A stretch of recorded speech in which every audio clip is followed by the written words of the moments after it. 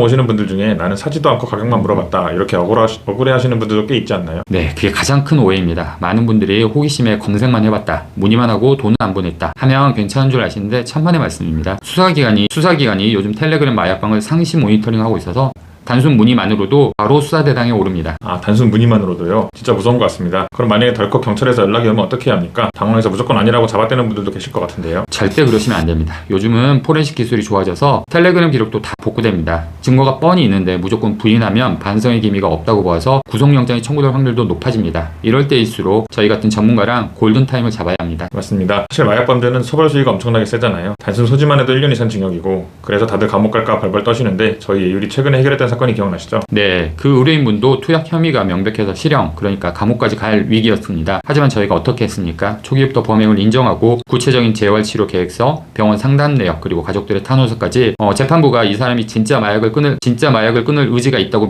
믿게끔 자료를 산더미처럼 많이 냈습니다. 결과가 정말 좋았던 것 같습니다. 검사님은 징역형 구형했지만 결국 법원에서 집행유예 선고받고 가족품으로 돌아가셨잖아요. 그분 우시던 게 아직도 생각납니다. 네, 맞습니다. 마약 사건은 내가 얼마나 반성하고 재활 의지가 있느냐를 법정 양식에 맞춰 증명하는 게 핵심입니다. 이걸 혼자서 준비한다? 사실상 불가능합니다. 네, 정말 한순간의 호기심이 인생을 망칠 수도 있다는 게 마약 습관인 것 같습니다. 네, 마약 시작조차 하지 않는 게 최선입니다. 하지만 이미 사건에 연루되었다면 혼자 두려워하지 마시고 수많은 집행유예 성공 사례가 있는 저희 법무법인 AU가 함께 하십시오. 형사 전문 변호사의 확실한 조력으로 여러분의 평범한 일상을 지켜드리겠습니다. 변호사님, 최근 교통사고, 특히 사망사고나 중상해 사고로 저희 예율을 찾아오시는 분들이 부쩍 늘었습니다. 그런데 상담하다 보면 보험사가 제시한 합의금 액수를 듣고 이게 맞는 건가 하며 혼란스러워하시는 경우가 대부분이더라고요. 네, 당연히 그럴 수밖에 없습니다. 교통사고 합의의 핵심은 금액이 아니라 계산의 기준인데 보험사는 이 기준을 제대로 설명해주지 않습니다. 기준이요? 그럼 보험사가 계산하는 방식이랑 저희가 소송을 통해 법원에서 받아내는 방식이 완전히 다르다는 말씀이신가요? 네, 완전히 다릅니다. 사망사고나 중상해 사고 같은 경우에 보험사 제시액과 법원의 판결액이 몇 배, 심지어는 10억 이상 차이 나는 경우도 있습니다. 아, 10억이요? 세상에, 차이가 왜 그렇게 심하게 나는 건가요? 가장 큰 차이가 발생하는 항목이 뭔가요? 판결액은 크게 세 가지로 나뉩니다. 위자료, 일실수익, 간병비 이렇게 세 가지인데요. 위자료부터 보면 보험사는 약관상 8천만 원 정도를 제시하지만 법원은 1억 원, 심지어 음주나 뺑소니 같은 경우에는 그 이상의 금액도 인정합니다. 확실히 법원 기준이 훨씬 높군요. 그럼 소득이 없는 학생이나 전업주부 같은 경우는 어떤가요? 보험사는 돈을 안 버니까 소득 보상을 적게 주겠다고 나올 것 같은데요. 네, 그게 바로 보험사의 함정이죠. 보험사는 당장의 소득만 보지만 법원은 미래의 가능성도 봅니다. 예를 들어 의대생이 사고 당했다면 법원은 미래의 의사로서 벌어들일 소득도 배상하라고 판결합니다. 실제로 저희가 다투는 부분도 바로 이 잠재적 소득을 얼마나 입증하냐에 있습니다. 그렇군요. 그리고 아까 말씀하신 간병비 차이도 엄청나다고 들었습니다. 네, 이게 가장 큽니다. 보험사는 간병비를 길어야 60일 정도만 줍니다. 그런데 평생 휠체어를 타야 하는 피해자에게 60일의 간병비라니 말도 안 되죠. 법원은 필요하다면 평생 죽을 때까지 간병비를 모두 인정해줍니다. 계산해보면 보험사가 600만 원 정도 줄 때 법원은 10억이 넘는 금액을 인정한 셈이니 차이가 어마어마하게 납니다.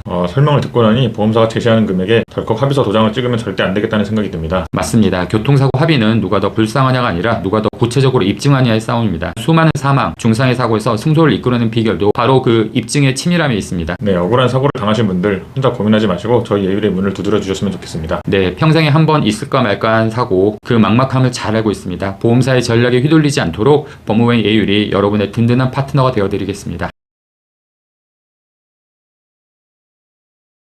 안녕하세요. 법무법인 예율 박유순 변호사입니다. 오늘 주제 정말 무겁지만 꼭 아셔야 합니다. 바로 친족관계에 의한 강제추행입니다. 많은 분들이 가족끼리인데 설마 신고하겠어, 옛날 일인데 괜찮겠지 하는 방법 방심하시는데요. 제가 변호사로서 단호하게 말씀드립니다. 이거 일반 성추행이랑 차원이 다릅니다. 일반 강제추행은 벌금형이라도 있는데 친족 강제추행은 5년 이상의 유기징역부터 시작합니다. 벌금형 자체가 아예 법조문에 없습니다. 유죄가 나오면 원칙적으로는 바로 실형, 즉 감옥에 간다는 뜻입니다. 더 무서운 건 공소시효입니다. 어릴 때 일이니까 끝났겠지라고 생각하시나요? 피해자가 당시 13세 미만이었다면 공소시효가 아예 없습니다. 죽을 때까지 처벌받을 수 있습니다. 미성년자였다면 성인이 된 날부터 시효가 시작되기 때문에 30대, 40대가 되어서 갑자기 경찰 조사를 받게 되는 사건이 바로 이 친족 성범죄입니다. 실제로 법무법인 예율에서 해결했던 사건 하나를 말씀드릴게요. 의뢰인은 과거 어린 여자 사촌동생과 여자는 남자를 힘으로 못 이긴다면서 힘겨루기 장난을 하다가 신체 접촉이 있었습니다. 당시엔 가족끼리 웃고 넘어갔던 일이죠. 그런데 시간이 흘러 사촌동생이 다른 성범죄 사건 피해자로 조사를 받던 중에 우연히 과거 의뢰인과의 일을 진술하게 된 겁니다. 수사기관이 이를 인지하면서 의뢰인은 하루아침에 중범죄 피의자가 되었습니다. 혐의가 인정되면 최소 5년 이상의 징역, 정말 절체절명의 위기였습니다. 저희 예율은 전략적으로 접근했습니다. 오래전 일이라 기억이 희미했지만 무조건 부인하기보다는 당시 상황에 성적 의도가 없는 놀이 과정이었음을 구체적으로 입증했습니다. 가장 중요한 건 가족 간의 합의였는데요.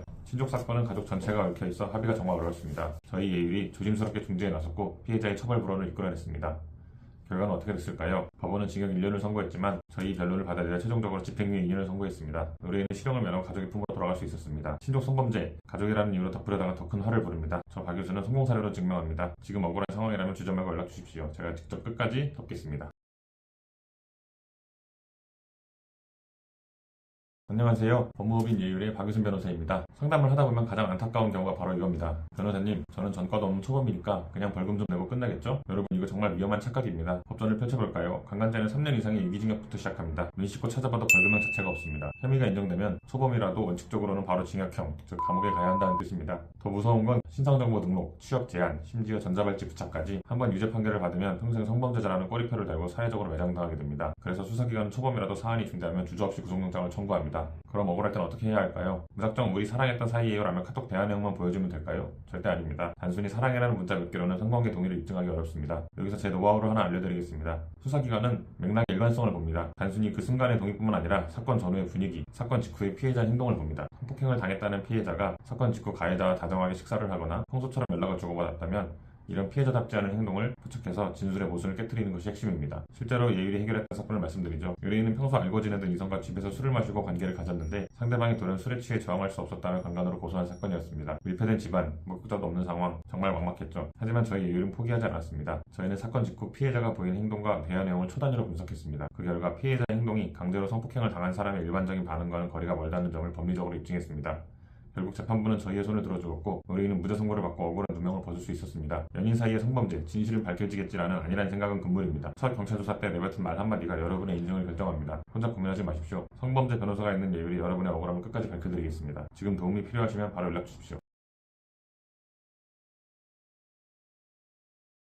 네, 안녕하세요. 법무법인 예율의 유성춘 변호사입니다. 네, 안녕하세요. 형사 전문 박유순 변호사입니다. 네, 변호사님, 요즘 성범죄 상담을 하다 보면 정말 안타까운 경우가 많잖아요. 특히 저는 초범이니까 기소유예나 벌금으로 끝나겠죠? 이렇게 막연하게 생각하시는 분들 여전히 많죠? 네, 정말 많습니다. 하지만 변호사로서 단호하게 말씀드리자면 그런 아니라는 생각이 법정 구속을 부릅니다. 초범은 곧 집행유예라는 공식은 이미 깨진 지 오래거든요. 맞습니다. 의뢰인분들이 경각심을 가질 수 있게 변호사님이 정확한 처벌 수위와 성립 요건을 짚어주시죠. 네, 우선 강제추행죄는 10년 이하의 징역 또는 1,500만 원 이하의 벌금에 처해지는 중범죄입니다. 벌금형 없이 바로 징역형이 선고될 수도 있는 사안이라 초범이라도 초기 대응을 잘못하면 실형을 피하기 어렵습니다. 네, 성립 요건도 의외로 넓어서 억울해하신 분이 꽤 있잖아요. 그렇습니다. 꼭 폭행이나 협박이 있어야만 성립한다고 생각하시는데 법원은 그 범위를 굉장히 넓게 보고 있습니다. 예를 들어 길을 걷다가 갑자기 신체를 만지는 추행의 경우 그 행위 자체를 폭행으로 간주해서 강제추행이 성립됩니다. 네, 결국 어떻게 입증하냐고 관건인데 최근 박 변호사님이 담당했던 사건 중에 딱 들어맞는 케이스가 있잖아요. 채팅앱 만남 사건 기억나시죠? 네, 기억합니다. 의뢰인이 채팅 어플로 여성을 만나 집에서 술을 마시다가 여성이 잠든 사이에 추행했다며 고소당한 사건이 있었는데요. 밀폐된 공간이라 의뢰인에게 굉장히 불리한 상황이었습니다. 네, 그런 경우 피해자 진술이 유일한 증거라 방어하기가 쉽지 않은데 어떻게 무혐의를 이끌어내셨나요? 저는 사건 전후의 맥락에서 답을 찾았습니다. 당시 피해자가 잠들기 전에 의뢰인의 편한 옷을 빌려 입고 잠을 잤다는 사실에 주목했거든요. 네, 그렇죠. 상시적으로 성적 위협을 느낀 사람이 가해자가 주는 옷으로 갈아입고 자는 거는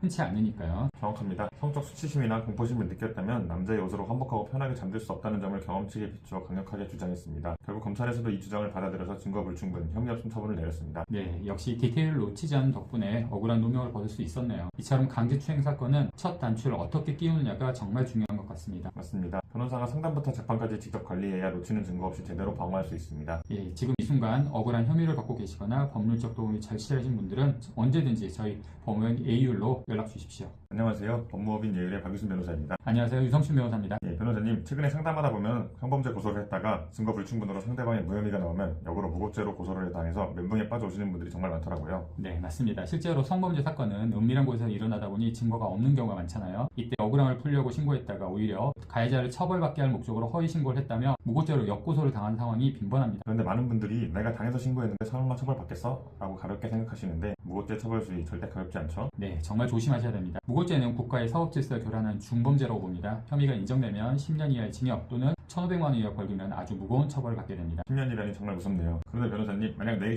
내용이 사실과 달랐다면 무조건 무고죄가 성립하나요? 이게 가장 중요한 포인트잖아요. 네, 핵심은 바로 고의성입니다. 대법원 판례를 보면요. 신고 내용이 객관적 사실과 다르더라도 신고 당시 신고자가 그 내용을 진실이라고 믿고 있었다면 무고죄는 성립하지 않습니다. 즉, 거짓말인 줄 알면서도 일부러 신고했냐. 이것이 입증돼야 처벌할 수 있는 거죠. 그러니까 나는 진짜 피해를 입었다고 생각했다는 점이 입증되면 무고죄를 피할 수 있다는 거네요. 이와 관련해서 최근 저희 예wil에서 진행했던 성공 사례가 하나 있었죠. 네, 등산 동호회 사건이었는데요. 의뢰인분이 동호회 뒤풀이 자리에 참석했다가 한 회원과의 신체 접촉 문제로 원정이 붙으셨어요. 술김에 불쾌한 신체 접촉이 있었고 상대방이 닭반하장으로 나오니 화가 나서 강제추행으로 고소를 하셨던 사건이죠. 네, 맞습니다. 그런데 안타깝게도 CCTV 같은 결정적 증거가 없어서 상대방 무혐의가 나왔고 상대방이 바로 우리 의뢰인을 무고죄로 역고소해버린 상황이었죠. 의뢰인 입장에서는 성추행 당한 것도 억울한데 전과자가 될 위기까지 처했습니다. 정말 막막하네요. 저희가 어떻게 방어했나요? 네, 저희는 의뢰인이 허위 사실을 꾸며낼 고의가 없었다는 점을 집요하게 파고들었습니다. 당시 술자리의 정황, 언쟁의 내용, 그리고 의뢰인이 느꼈던 불쾌감 등을 법리적으로 재구성해서 비록 증거 부족으로 성추행이 인정되지 않았을지언정 의뢰인이 자신의 기억에 따라 진실을 신고한 것이라는 점을 입증해냈습니다. 네, 결과는 어떻게 나왔나요? 네, 다행히도 검찰에서는 저희 주장을 받아들여 혐의 없음 증거 불충분 결정을 내렸습니다. 억울한 누명은 벗겨드린 거죠. 역시 무고죄는 단순히 억울하다고 호소만 할 게 아니라 수사기관이 납득할 수 있는 법리적 방어가 필수적이네요.